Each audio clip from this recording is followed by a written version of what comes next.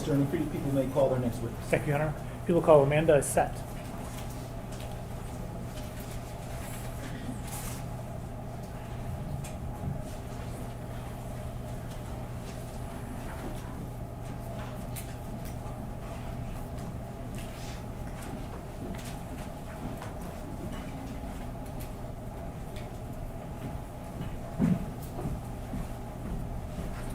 Before you start, can I ask you to raise your right? Do you swear or affirm to tell the truth, the whole truth, and nothing but the truth under penalty for perjury? Okay, yes.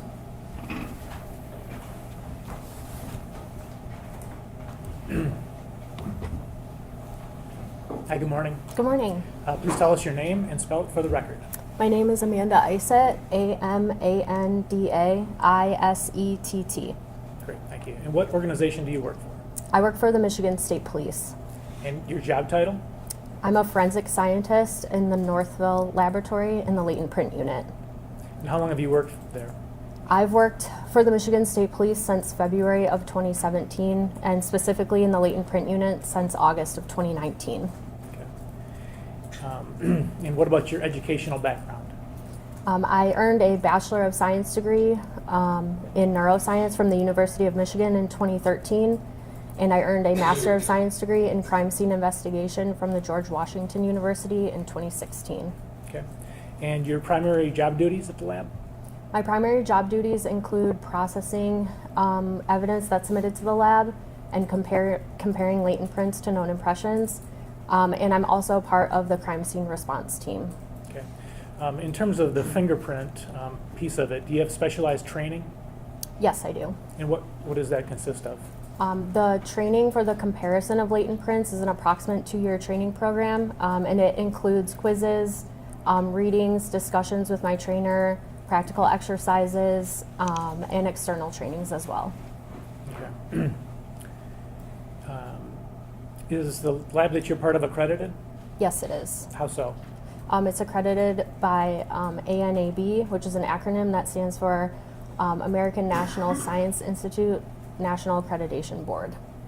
Okay. And in terms of the fingerprint analysis that you do, is there something in place for quality review of your results? Yes, there is. And what is that? We have some systems in place for quality review. We do technical and administrative reviews of all of the reports that go out, and we also have a verification process that we do. Okay. And so every time you release a report, it gets verified? Every time I release a report, it's technically and administratively reviewed. Okay. All right, so tell us, what is a latent print? A latent print is the chance reproduction of the friction ridge skin. So the friction ridge skin is the specialized skin that's on the palms of your hands and the fingers and the bottoms of your feet, and it's left behind when you touch an object. Okay, and then how do you get that to analyze? How do you get it from a person's finger or whatever? So typically when you touch an object, you may leave a latent print behind. So either the latent print is submitted to us as a lift, which means it was powdered and then lifted with tape, or it's submitted on an actual item of evidence, and we have processing techniques that we can use to develop the latent prints that are on the items. Okay, and if you're doing a comparison, what do you compare that latent to? The comparison is the latent to a known impression. Okay, and where do you get the known impressions from, generally speaking? Generally, so a known impression is an intentional recording of someone's friction ridge skin, typically of their fingers or their palms. And usually we can get those fingerprint cards from AFIS, which is the Automatic Fingerprint Identification System. We can get the known impression cards from that. Okay. All right, is there something called a comparison value? Yes. What is that? Comparison value just means that there's sufficient information within the latent print that I can move forward to compare the latent print to a known impression. Okay. And then the acronym, or the initials ACE-V, does that mean something to you? Yes. What is that? ACE-V is the methodology used to compare latent prints. ACE-V is an acronym for analysis, comparison, evaluation, and verification.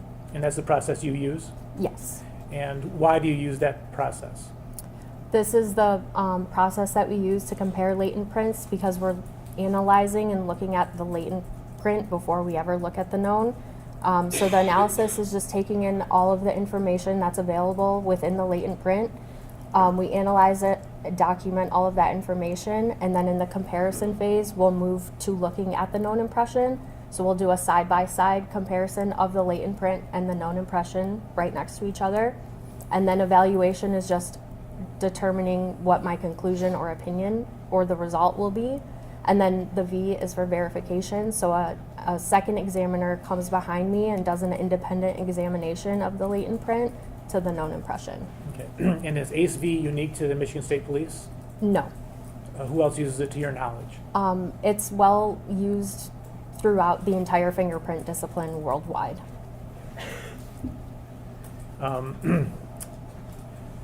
Do fingerprints change over time, or how are they generated, I guess is the question. So you are born with your fingerprints. Your fingerprints form in utero. They are highly variable and discriminating, and they are persistent, which means they do not typically change over time unless some injury or scarring occurs. And you said variable and discriminating. What does that mean? Highly variable and discriminating just means that the friction-ridged skin and the features within the friction-ridged skin is variable between not only yourself but also people around you. At this point, we would tender Ms. Isett, is that right? As an expert in fingerprint analysis. We leave it in the discretion of the board. I will so certify you guys. Thank you. All right, so turning to this case, did you examine the tank 34 that's at issue in this case? Yes, I did. Okay, and tell us what you did. So I received a telephone call on August 16th to process the tender tank. It was in the back parking lot of the Northville Forensic Laboratory. So I arrived and started processing around 7:30, 7:45 on August 16th. And I processed the exterior of the tank. Along with a coworker, we powdered the outside of the tank, and then I collected 4 stickers from the tank. Okay, you said you powdered the tank. Certain section or the whole thing? So I powdered the entirety of the tank except for the top portion because it was covered in like dust and dirt and debris, and that portion wasn't suitable for processing. So I only powdered the entirety of the like bottom portion exterior all the way around the tank. And you mentioned something about stickers. Yes. What did you do with stickers? So I collected the stickers from the tank. I took them off of the tank and packaged them and took them back to the lab to process them. Okay, and do you know whether that was before or after Ms. Ponchke took the paint samples? It was before she took the paint samples. And I'm going to show you people's 262. Do you recognize this picture? Yes, I do. What is it? It's what I refer to as the back end of the tender tank. Okay, and why did you take this picture? We typically do general overall photos of anything that we're processing for crime scenes. So we took multiple photos of the tank before we did anything to it. Okay, and is this an example of the stickers that you took? Yes, it is. And do you know which one or both of those that you took? I took both of those. Okay. I'm sorry. I took the bottom sticker, that ammonia sticker, and then on the other side of the tank, there were 2 stickers just like that, and I was able to remove the 2 stickers from the other side of the tank. Okay. I'm going to show you what's been marked as, or what is people's 232. Detective Drewer, please. 232.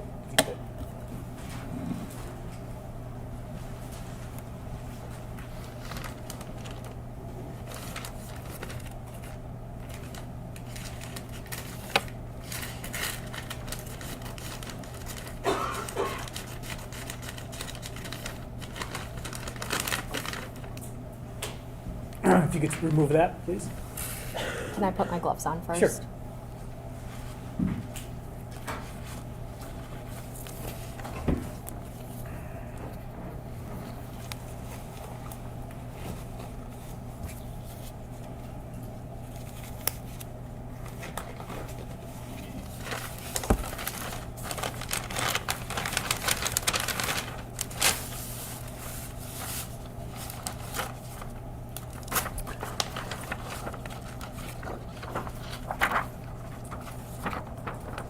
Do you recognize that? Yes, I do. And what is it? This is what I called LV1A ammonia sticker. Okay, and do you know which one that is in relation to this picture? It's the bottom one in the picture. Okay. And so is this the tank with that removed? Yes, it is. Okay, and then the picture saying LV1A, is that what you're holding? Yes, correct. Okay. All right, so looking at the back side of that, well, first of all, on the front side, did you get anything from the front side? No, I did not. Okay. Did you do anything with the back side to try to get latent print? Yes, I did. What did you do? I used a processing technique called black wet wop. And wet wop is just like a name brand for something that is a wet processing technique. It's basically just black powder suspended in a liquid. So I just took a paintbrush and I painted the black wet wop onto the sticker, and then I just rinsed it off with water. And the black wet wop adheres to any residue that's left behind from a latent print. Okay, and did you get a latent print from doing that? Yes, I did. All right, and is it indicated in this photo? Yes, it is. Where in the photo? I marked it on the actual sticker with the name of the latent print, which is LV1A-1, and it's right by the scale. That's also in the photo. Okay. And it's on that sticker as well. Yes, it is. Could you just show it to the jury, please?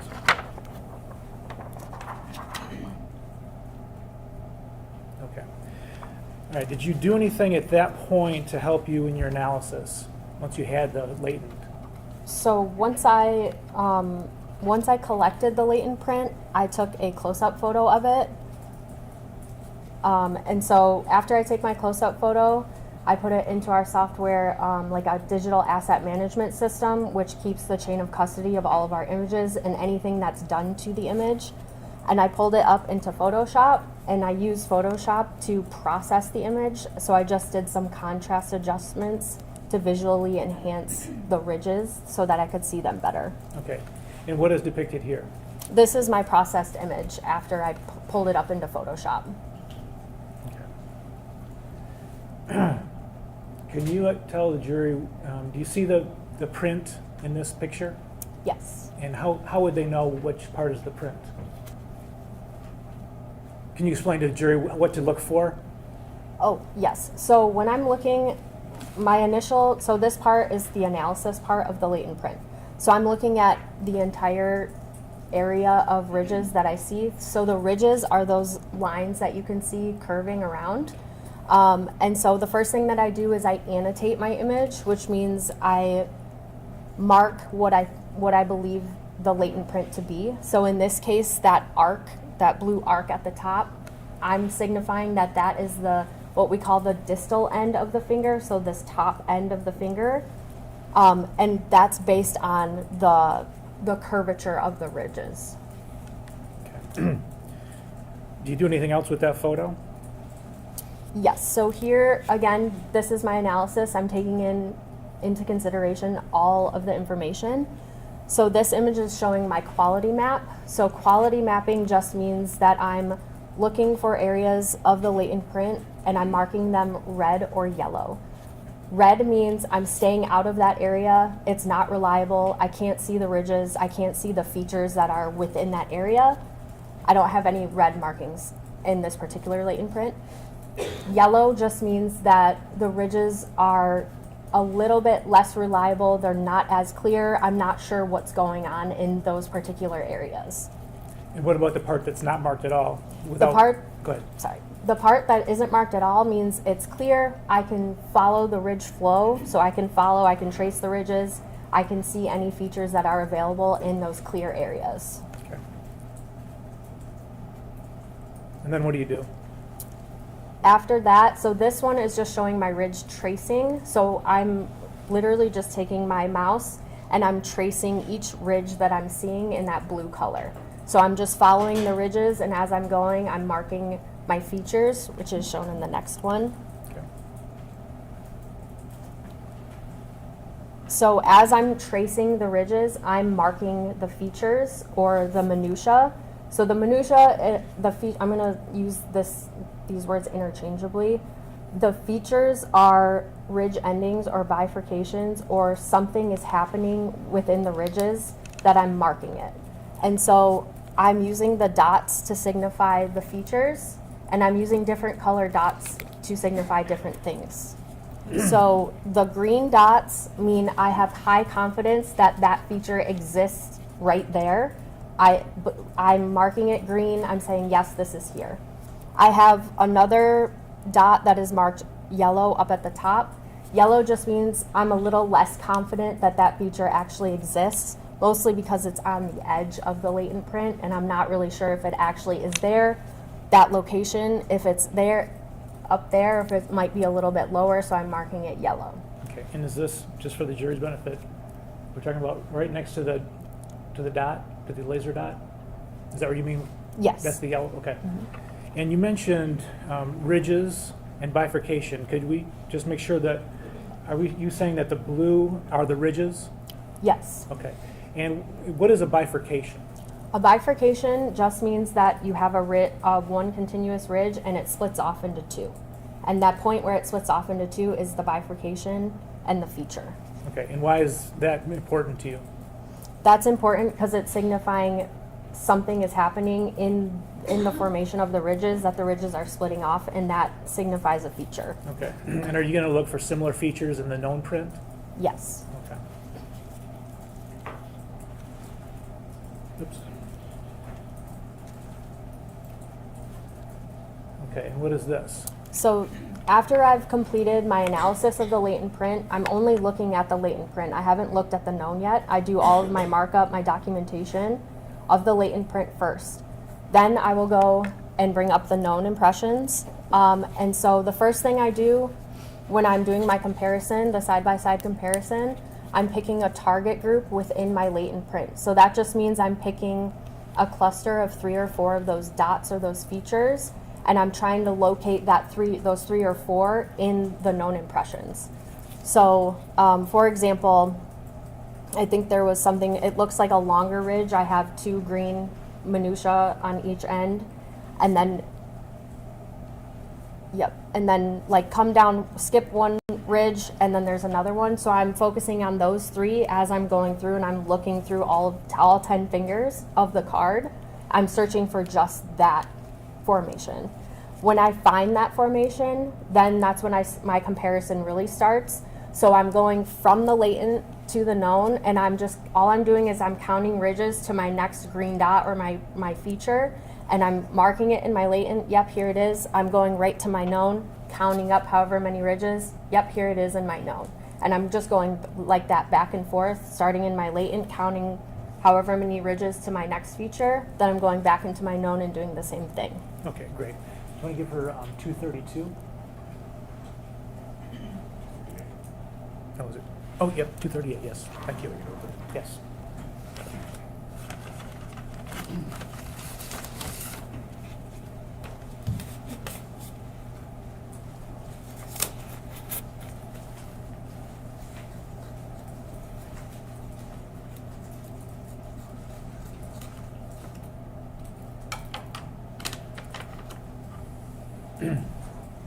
Okay, could you tell us what people's 238 is? Yes, these are fingerprints, known fingerprint cards bearing the name Dale John Warner.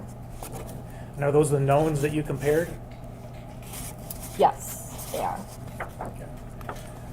So you said that you have the latent print and you've marked the features, and then, so you went through each of the prints on those cards and compared them, just an initial comparison? Yes, when I'm doing my what we call it smart searching, which back again is this, I'm searching for that target group. So I'm going finger by finger and looking for that formation of those 3 minutia together. Okay, and did you find one? Yes, I did. And what was it? I found the correspondence in the left middle finger. Okay, what did you do from that point then? So I marked all of the available minutia or the features, the dots that are available in the known impression. And then once I reached my conclusion, I made an identification to the left middle finger. Okay, so looking at the the right side, and it's got the, you can see part of an M and then IDDLE at the bottom left corner. What is that? That's just the portion of the known fingerprint card. It says L dot middle for the left middle finger. Okay, and so that's Dale Warner's left middle finger print. Yes. Okay. All right, and then how were you able to compare the known to the latent you got from the sticker off the tank? How did you compare the two? The known to the latent. Correct. So I just, like I said before, I pulled them up in Photoshop and did a side by side, marking the minutia in the latent and the known impression. Okay, so referring to the markings on the known print, can you explain the green and red and yellow here? Yes. So all of the green minutia that are marked, or features that are marked in the known impression, were corresponding with those or similar to those in the latent print. I have a few orange dots that are marked. Those features that are marked do exist in the latent print. I just did not see them until I looked at the known, so I marked those in orange. Okay. Are you saying that they are there or they aren't there between the two? They are there. Okay. You just didn't recognize them right away? That's correct. Okay. All right, and you've got, so is there just the two colors, green and orange? Yes, marking my minutia or features. Okay. And then the red circle, what is that? The red circle shows that I had marked something in the latent print that it did not exist in the known impression. And so I crossed it out in the latent print because it wasn't actually there in the known impression. And what is your opinion of the discrepancy? So in the latent print, that area had like a bubble in the sticker, and the ridges were not flowing as like straight through. And I have it marked, I don't know if you can see it, but with like a teal colored, like a blue colored line. There was like a defect in that area. And so what I thought was a minutia actually was not a minutia or a feature. So was that a difference in the two, or was it due to something else? It was not a difference in the two. It was due to the distortion in the latent print, that bubbling area. Okay. All right. And so you said, what was the result of your comparison? My result was that it was Dale Warner's left middle finger. Okay. All right. And you said that the ACE V, the V stands for verification. Did this go through the verification process? Yes, it did. All right. Thank you.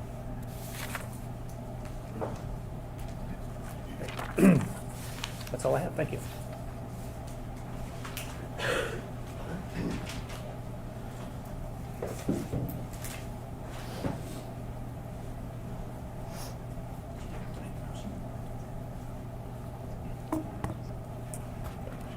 Good morning, Ms. Isett. My name is Marissa Vinsky. I represent Dale Warner. I have some questions for you. I want to start with, you talked about your process. One of the steps was you enhance the photo in Photoshop. Is that correct? Yes. What goes into enhancing the photo? So in Photoshop, we use I'm sorry. I just did exactly what Mr. McCready was worried about. He left his water. I'm not as clean as Miss Chartier. My apologies. I'm sorry. No, that's okay. You hit it too well. Yeah. Do you mind if I? You know what? That's good. I'm just putting that right Okay, here. perfect. I will just leave it on the podium. That's awesome. Sorry again. No more water for you, Mr. McKee. My apologies. What goes into enhancing the photo? So in Photoshop, we're only allowed to use certain tools within Photoshop, and we do contrast adjustments. So I'm making the picture brighter or darker, just to my eye, what I need to see in the latent print. Is there a standard? Do you always do these steps to enhance, or what is just helpful to you? What I typically do, it's different for every examiner. We do have a set of tools, like only a specific set of tools that we can use, because some of the tools that are available in Photoshop can erase pixels or change them, and so we're not allowed to use those tools. So I usually change my image to grayscale, which just means I'm turning it into black and white. And then I'm using like a brightness adjustment, and I'm just making it brighter or darker and like highlighting, changing things like that. Are there other tools aside from the brightness and the darkness grayscale that you are allowed to use? Yes. What are those tools?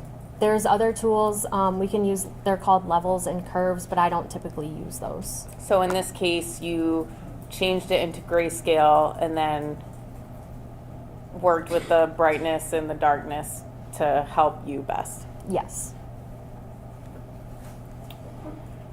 You talked about various dots that we saw on the screen, red, yellow, orange, green. How many dots did you identify that were similar to the known print versus the latent print? I believe I identified 7 green and then 3 orange. Were there any points where it was maybe yellow or something you had to think about that you had to make a subjective opinion during your process? So I did mark one of the features as yellow, but it was up higher in the latent print, and that area wasn't available in the known impression, so I didn't use that area that I had marked. So that's something you subjectively thought, let me mark this and see what it is. So in the latent print, so if there are 15 features available, I am required to mark them. So that is what I did. I marked 15 features in the latent print. The green and the yellow were the 15 that I had marked originally. Is there a standard that the Michigan State Police uses for the number of dots? We don't have a minimum like number standard to determine comparison value, but we use subjective decisions. It's not just based on the quantity of the features, it's based on the quality of the information within the latent print. If you know, do other agencies have a standard number of dots? Other agencies do, but I don't know what they are.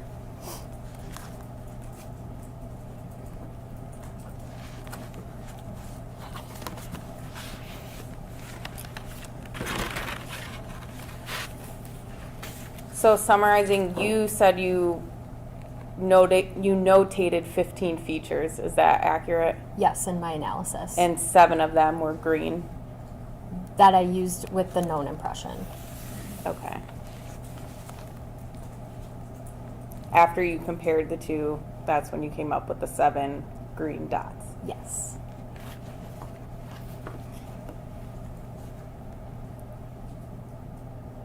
You testified about 15 being how many you found. Is that the number you automatically stop at, or do you go above if there are more? 15 is the number that I stop at.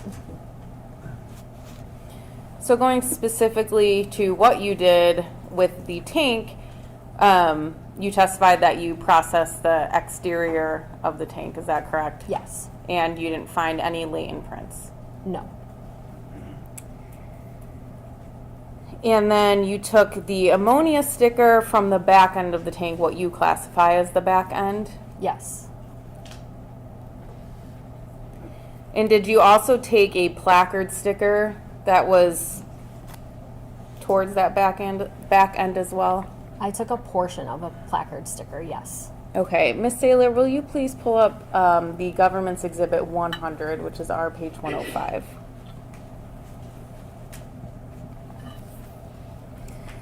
Will you zoom into the end cap that's closer to number 34? The bottom sticker, is that the ammonia sticker that you removed from the tank? I can't tell from this photo if it was that sticker on that end or the other end. The other end, okay. I'll move on to the other picture that you were shown, but from this picture specifically, are you able to tell where you took the stickers from? If you could zoom out. Thank you. Yes. Okay, can you tell the jury where you took the stickers from? So on one end of the tank, I took the bottom ammonia sticker and then a portion of the green square sticker, that placard sticker. I was only able to get a small portion of it off. And then on the other end, I took the anhydrous sticker and the ammonia sticker. So the green placard, is that the one that says 1005? Yes. And that's in the center of the tank? Yes, And these items were collected on August 16th, 2024? that's correct.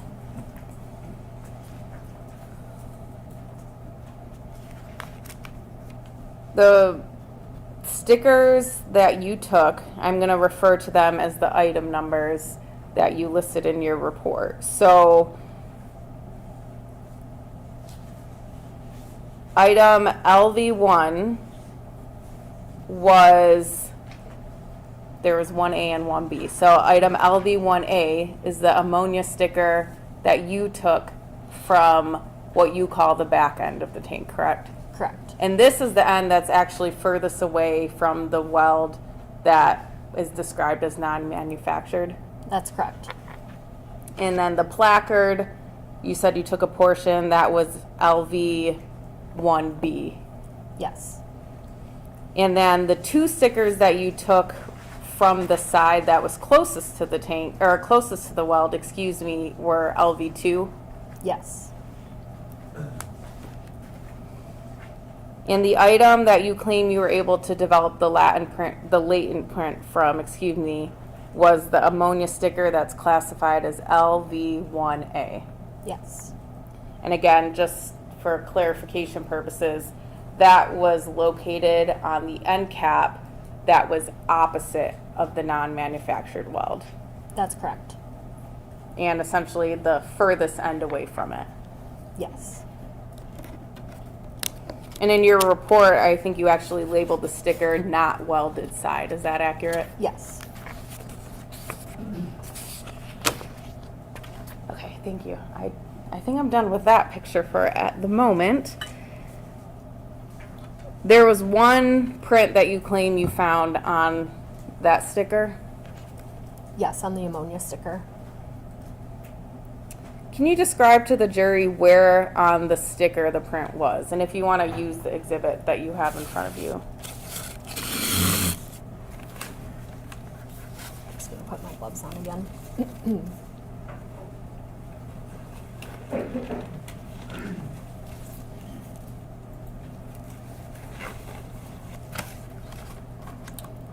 The print was developed right here on the sticky side. So just for the record, it's going to be on the opposite side of the A that starts ammonia. Is that accurate? Correct. Was it closer to the top of the sticker? It's closer to the bottom of The the bottom. sticker. And then you determined that was from the left middle finger. Correct. Can you tell what direction the fingerprint is pointed? Yes, I can. Okay, can you describe that? It's pointed. So I'm going to use my finger as it is. It's like this.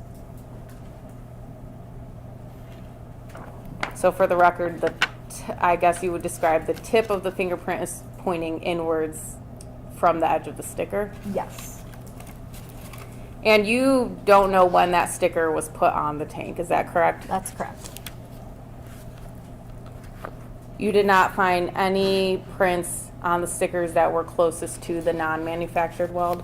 That's correct.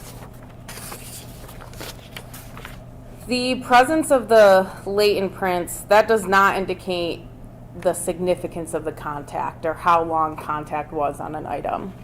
That's correct. I can only say that the finger came into contact with the sticky side of this sticker. So to that point, it doesn't indicate a time frame of when the contact occurred. No. And you testified on direct exam about comparison results or classifications of comparison. Is that correct? Can you describe classifications? So I believe there's one that's identification, one I can pull out the specific language.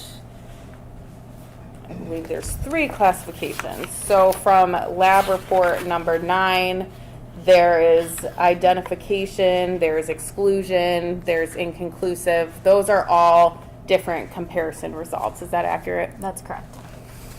When the comparison result is deemed identification, that does not mean that there is an exclusion of all other people, correct? That's correct.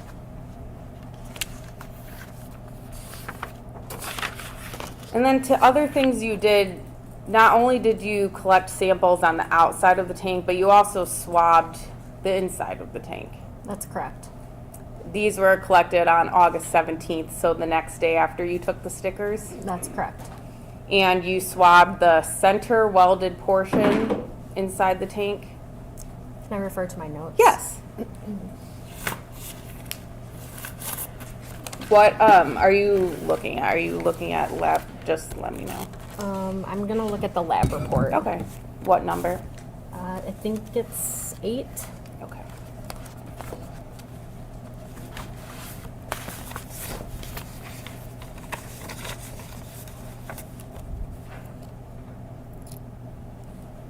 Yes, it's record number 8.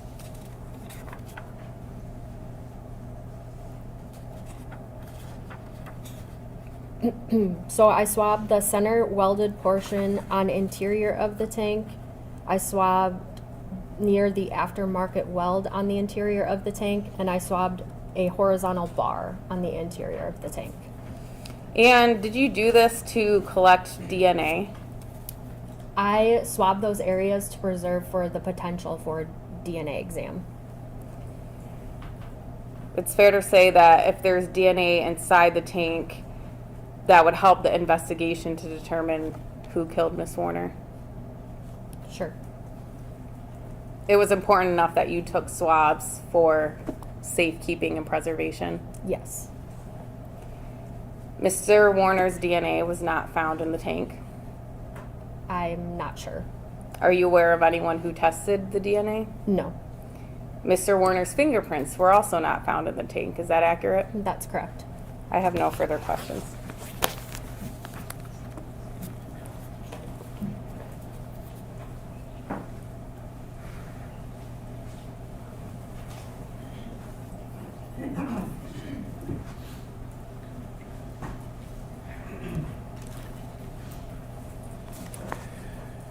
So when you were there processing the tank, did you make an independent decision on your own to swab the inside? No, I did not. Did you think at that time, or why didn't you want to do it yourself? The interior of the tank was extremely rusted and very textured. So when I entered the tank, I was searching to see if I could process the inside of the tank for latent prints. And the interior of the tank was so rusted and textured that I did not process it for latent prints. And I was not going to swab for DNA preservation either.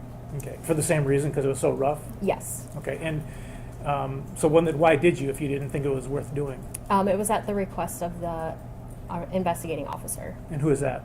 At the time, it was Sergeant Drewier. Right. And can you describe, what actually happened to the swabs when you were trying to collect? Yes, so when I was swabbing the portions of the tank, the swabs were just coming apart because the surface was just so rough. All right, thank you.